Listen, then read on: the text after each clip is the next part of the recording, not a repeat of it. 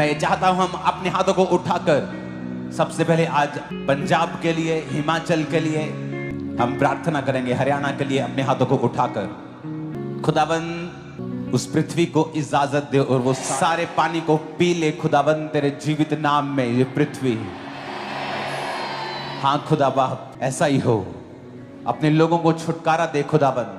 तेरा आत्मा खुदावन लोगों के घरों में, तेरा आत्मा खुदावन उन जगहों के ऊपर जहां पर ये प्रॉब्लम है जाए और सारे मसलों को हल करे। तेरा आत्मा अजीब और अचंभी रीति के साथ जुम्बिश करे खुदावन। तेरे लहू में उन लोगों को छुपाते हैं खुदावन। तेरी मर्सी को मांगते हैं खुदावन। तेरी दया को मांगते हैं खुदावन। अपने लोगों के पापों को माफ कर मेरे सामर्थी परमेश्वर। उनके गुनाहों को ना याद कर, बल्कि ये याद कर कि तू कितना धर्ममय परमेश्वर है, तू कितना दयालु परमेश्वर है। तूने कहा है मैं धर्मी और अधर्मी दोनों पर मेंह बरसाता और दोनों पर सूर्य की किरणें देता हूं। मेरे पिता उन लोगों को माफ कर खुदाबंद, सबको माफ कर खुदाबंद। तेरी दया पंजाब पे हो, तेरी दया हरियाणा पे हो, तेरी दया हिमाचल पे हो, तेरी दया भारत पे हो खुदाबंद, छत्तीसगढ़ पे हो खुदाबंद, मध्य प्रदेश में खुदाबंद, महाराष्ट्र पे हो मेरे सामर्थी परमेश्वर, यूपी में, बिहार में खुदाबंद, जहां भी लोग बाढ़ से पीड़ित है तेरी दया उन पे हो जाए मेरे सामर्थी परमेश्वर। प्रभु यीशु मसीह के सामर्थी नाम में हम खुदाबंद के बड़े नाम में उस दया को रिसीव करते हैं, उस मर्सी को रिसीव करते हैं उन लोगों के बिहाफ पर। और हम विश्वास करते हैं खुदाबंद आज से तू उनको ठंडक देगा मेरे सामर्थी परमेश्वर, तू उन पर मलहम लगाएगा मेरे पिता। प्रभु यीशु मसीह के सामर्थी नाम में हम मांगते हैं, आमीन। आमीन। ऊंचा ये आशीष हमारी है। मैंने कहा आमीन, ऊंचा ये आशीष हमारी है। आमीन। अपने हाथों को उठाओ। 2 दिन से सिचुएशन जो है वो हड़ों की, बाढ़ की खराब है। तो जब माइनॉरिटी कमीशन के थ्रू हम सरकार के और लोगों के संपर्क में थे, और कल हम डेरा बाबा नानक जो इफेक्टेड जगह है वहां पर हम राशन के साथ होंगे। तो जिन लोगों को भी जरूरत है, तो ये राशन पैक हो चुका है। सैकड़ों फैमिलीज का आने वाले दिनों में थाउजेंड्स ऑफ फैमिलीज के पास हम पहुंचेंगे। कल ये डेरा बाबा नानक होगा, फिरोजपुर, गुरदासपुर एरिया, सारा अमृतसर बेल्ट, जितनी भी ये फ्लड इफेक्टेड बेल्ट है, तो आपको कॉल सेंटर का नंबर दिखा दिया जाए। अगर आप इन एरियाज के अंदर हैं और आपको किसी चीज़ की ज़रूरत है तो आपको कॉल करनी है, क्योंकि मेरी टीम इन्हीं एरियाज के अंदर होगी अगले कुछ दिन। पुलिस प्रशासन के साथ, सभी डीसीज के साथ बात हुई है, सब लोगों के साथ। तो चर्च की टीम, यहाँ की team, political team, legal team, सब वहाँ होगी इन एरियाज के अंदर काम करते हुए। तो आपको मैसेज करना है और कुछ भी बताना है, कुछ भी ज़रूरी है। तो मेरा विश्वास है कि अगर हम जिन लोगों के नुकसान हुए हैं, घरों के या पशुओं के या किसी भी चीज़ के, अब जिनके पास है, अगर हम थोड़ा थोड़ा भी करेंगे तो उन लोगों का फिर से घर वापस आ जाएगा, पशु वापस आ जाएंगे। अपने हाथों को उठाओ सब जन। मेरा विश्वास है कि चर्च, आप लोग, परमेश्वर हमें इस्तेमाल करेगा उनके नुकसान को ख़त्म करने के लिए। खुदावन से कहो, परमेश्वर आज जो कुछ मैं सुनूंगा और जो मैं प्रार्थना करूंगा कि मैं सेम नहीं हूं। इस प्रार्थना को सुनने के बाद प्रभु यीशु मसीह के सामर्थी नाम में हम मांगते हैं। अपने हाथों को उठाएंगे प्रार्थना के लिए। सबसे पहले आज प्रेयर नाइट है, हमें प्रेयर करनी है। उठाओ अपने हाथों को अपने परिवारों के लिए। यीशु ने उनकी ओर देखकर कहा, मनुष्यों से तो ये नहीं हो सकता, परंतु परमेश्वर से सब कुछ हो सकता है। यिर्मयाह 33 उसकी 3 आयत में लिखा है। इसको हिंदी में आपकी स्क्रीन पर पढ़ेंगे और आधी स्क्रीन पर इसे एम्पलीफाइड बाइबल में पढ़ेंगे। He said, call to me. किसने कहा? God said, call to me and I will answer you. खुदा ने कहा, मुझे पुकार, मैं तुझे उत्तर दूंगा। आगे सुनो, and show you, तुम्हें दिखाऊंगा great and mighty things, जो मूसा की लाइफ में थी, पौलुस की लाइफ में थी, पतरस की लाइफ में थी, एलिया की लाइफ में थी। उसने कहा कॉल टू मी। जब इंसान को दिक्कत होती है वो कॉल करता है अपनी बुआ को, मासी को। And Jesus said call to, किसको कॉल करनी है? जीसस कह रहा है आपको, कहता call to me, I will answer you and show you great and mighty things. महान, अद्भुत चीजें तुझे दिखाऊंगा। आगे लिखा है, ये एम्पलीफाइड है, यानी खुल के समझाया है। आपकी स्क्रीन पर जो है वो सिंपल बाइबल है, लिखा fenced in and hidden. Fence किसी घर की चार दीवारी, आप किसी घर के बाहर जाते हैं ना तो चार दीवारी होती है, चार दीवारी के अंदर क्या है पता नहीं। कहता call to me and I will answer you and show you great and mighty things fenced in and hidden. कहता जो चीजें छुपी हुई हैं, फेंस के अंदर हैं, चार दीवारी के अंदर है। कहता तू बाहर खड़ा है, चार दीवारी 35 फुट ऊंची है, तू बाहर खड़ा है, तेरे को दिख नहीं रहा अंदर क्या है। तेरे को पता तो है कुछ तो गड़बड़ है लाइफ में, कहीं तो गड़बड़ है कि मेरा बिजनेस बढ़ नहीं रहा। हो सकता है जिस पर आपने पूरा भरोसा किया है वो आपका सबसे बड़ा शत्रु हो, सबसे बड़ा चोर हो आपकी लाइफ में, बट आपको वो दिखता नहीं। क्यों? क्योंकि आप प्रेयरलेस हैं। प्रभु ने कहा मुझसे प्रार्थना कर, मैं तेरी सुन के बड़ी बड़ी कठिन बातें बताऊंगा जिन्हें तू अभी नहीं समझता। I will show you great and mighty things fenced in and hidden. जो कहता फेंस के पीछे हैं, फेंस के पीछे हैं, हिडन है, पर तेरी लाइफ उन पर निर्भर करती है। जब तक तू अपने बिजनेस से उस चोर को नहीं निकालेगा, या जिसको तू आम सा कर्मचारी समझता है, हो सकता है वो तेरा यूसुफ हो लेकिन तुझे दिखाई नहीं दे रहा। तू उसे आम समझ रहा है लेकिन तेरा यूसुफ है वो, पर तुझे दिखाई नहीं दे रहा। जिस भले को तू भला समझ बैठा है, जिस भले को तू चोर समझ बैठा है, वो तुझे दिखाई नहीं दे रहा। और जिस चोर को तू भला समझ बैठा है वो तुझे दिखाई नहीं दे रहा। जिस दिशा तुझे जाना है तुझे दिखाई नहीं दे रही, बिकॉज यू आर प्रेयरलेस। तू प्रार्थना रहित है, परमेश्वर ने कहा। So God said, Jesus said, call to me and I will answer you and show you great and mighty things fenced in and hidden which you do not know, जो तू नहीं जानता है। आगे लिखा है do not distinguish and recognise, जिसको तू अलग नहीं कर सकता और पहचान नहीं सकता। डिस्टिंग्विश का मतलब है वखरा करना, अलग करना, अंतर करना किसी चीज पर। Which is better for me, मेरे लिए क्या अच्छा है, मैं अंतर नहीं कर पा रहा हूं। मेरे लिए ये अच्छा है कि ये अच्छा है, मेरे लिए इधर जाना अच्छा है कि इधर जाना अच्छा है। कहता तू अंतर नहीं कर पा रहा है। क्यों? क्योंकि तू प्रार्थना नहीं करता है। कहता है कॉल टू मी, सिर्फ इतना ही काम कर, तू मुझे बोल, and I will answer you, show you great and mighty things fenced in and hidden which you do not know, do not distinguish and recognise, जिसे तू अलग नहीं कर रहा है। रिकॉग्नाइज का मतलब जिसे तू पहचान नहीं रहा है। Have knowledge of and understand, कहता ना तो तुझे उसका ज्ञान है ना तुझे उसकी समझ है। बहुतों को अच्छे लोगों की समझ नहीं है, और बहुत तेरे लोग जो बुरे हैं और लोगों को लगता है ये अच्छे हैं, उनकी भी उनको समझ नहीं है।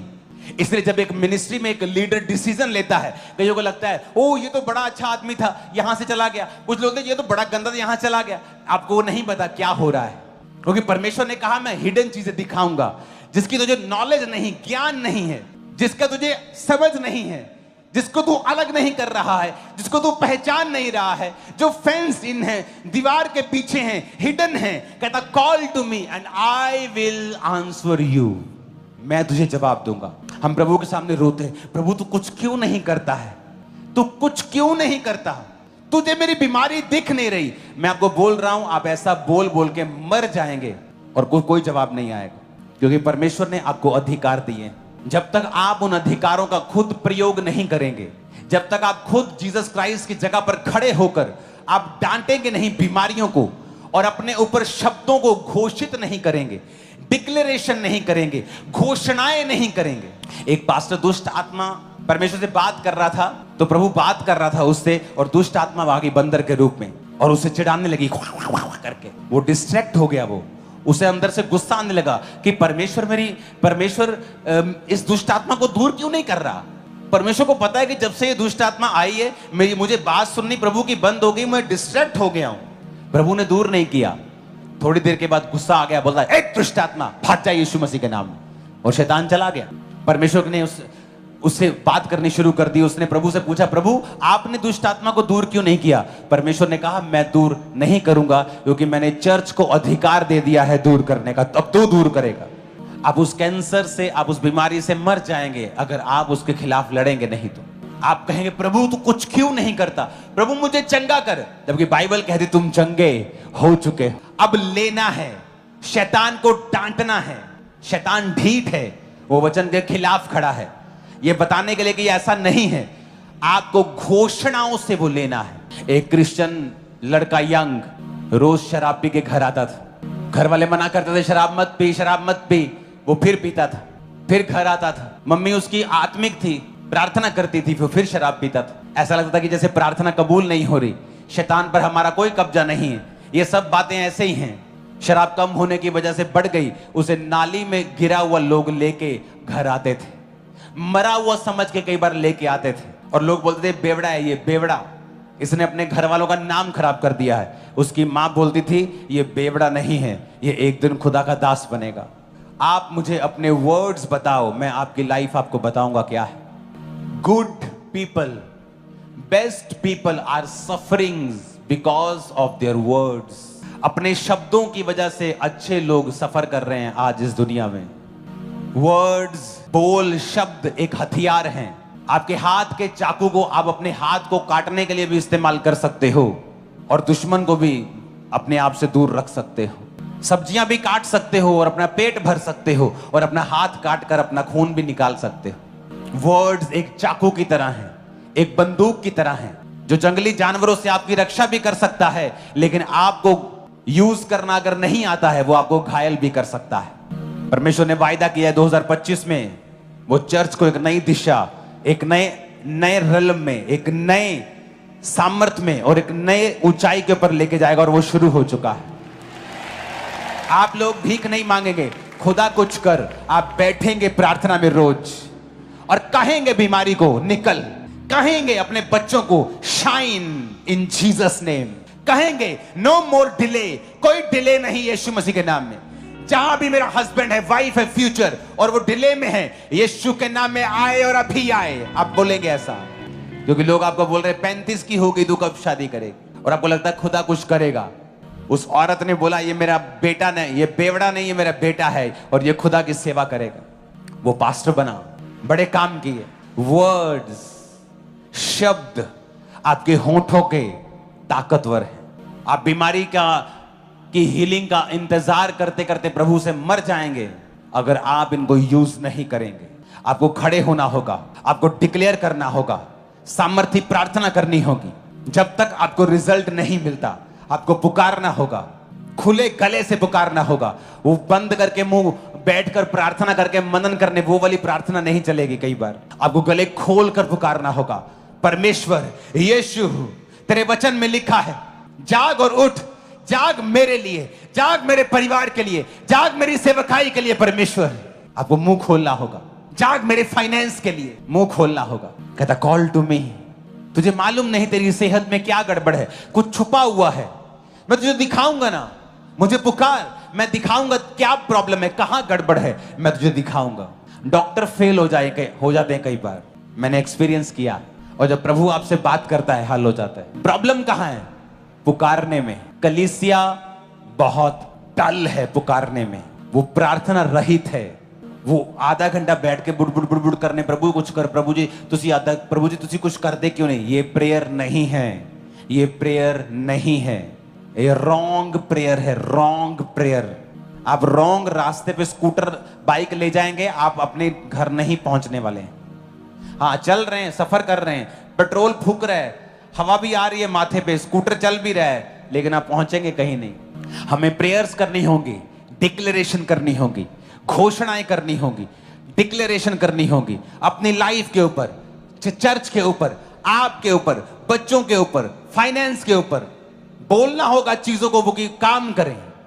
यहोशू जब लड़ाई कर रहा था तो उसे मालूम था कि अब सूर्य छुप जाएगा, लड़ाई खत्म हो जाएगी, फिर अगले दिन लड़नी पड़ेगी। तो उसने कहा सूर्य थमा रहे, और उसने टाइम रोक दिया। इमेजिन अपनी घोषणा से, और आप एक सिरदर्द के लिए दुखी हैं और गालियां निकाल रहे हैं प्रभु को, और प्रभु कह रहा है यार मुझे क्यों गालियां निकाल रहा है तू? सिरदर्द को गालियां क्यों निकालता तू? सिरदर्द को क्यों नहीं बात करता तू? बीमारी से बात क्यों नहीं करता तू? शैतान को क्यों नहीं डांटता? औरतों को लाख समझाओ, क्योंकि वो अन्य जातियों से यहां निकली हैं, बाबाओं के पास जाने में उनकी रूटीन है। उनको लाख समझाओ कि अब शैतान तुम पे कब्जा नहीं कर सकता, लेकिन फिर भी उन्हें ये बात बोलने में अच्छा लगता है कि मेरे अंदर शैतान है, दुष्ट आत्मा मुझ पे अटैक करता है। और ये सारी बातें नॉन बिब्लिकल हैं, और शैतान को अटैक करने के लिए उत्साहित करती हैं। एक औरत पता नहीं कितने चर्चिस में घूम आई, बहुत जगह घूमी, 3-3 घंटे उस पर प्रार्थना होती थी, दुष्ट आत्मा निकलता नहीं था। मैं ये हूं, मैं फलाना हूं, मैं बड़ा हूं, मैं फलाना बाबा हूं, बड़ी बड़ी बातें बोलता था। और लोगों को लगता है कि आपको जब दुष्ट आत्मा निकालनी है आपको बहुत ज्यादा सामर्थ्य चाहिए। ठीक है, सामर्थ्य चाहिए, लेकिन ऐसा आपको नॉलेज भी चाहिए। वो मुझसे मिली, मैं जस्ट 2-3 साल का मसीही था तब। मैंने कहा आज के बाद जब दुष्ट आत्मा तुझ पे अटैक करे, तुझे एक ही बात बोलनी कि मेरे अंदर दुष्ट आत्मा नहीं है, मेरे अंदर परमेश्वर का आत्मा है। मेरे अंदर दुष्ट आत्मा आ ही नहीं सकता, मैं परमेश्वर की बेटी हूं। इस कुर्सी के ऊपर एक जना ही बैठ सकता है, या मैं या शैतान, या परमेश्वर या शैतान। आपके अंदर या तो प्रभु है या तो शैतान है, एक बात ही होगी, 2 जने नहीं बैठ सकते। या तो आप नरक जा रहे हैं या स्वर्ग जा रहे हैं, एक ही काम होगा। आधे स्वर्ग और आधे नरक तो नहीं जा रहे हैं आप।